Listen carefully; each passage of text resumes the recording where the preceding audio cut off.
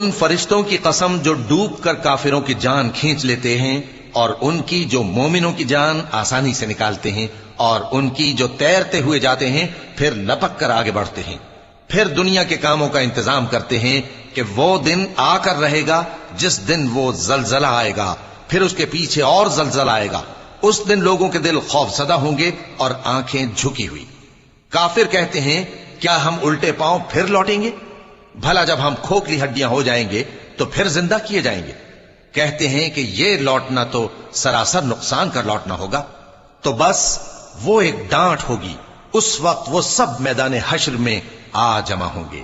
اللہ تم کو موسیٰ کی حکایت پہنچی ہے جب ان کے پروردگار نے ان کو پاک میدان یعنی طوٰ میں پکارا اور حکم دیا کہ فرعون کے پاس جاؤ کہ وہ سرکش ہو رہا ہے، پھر اس سے کہو کہ کیا تو چاہتا ہے کہ پاک ہو جائے اور میں تجھے تیرے پروردگار کا رستہ بتاؤں تاکہ تجھ کو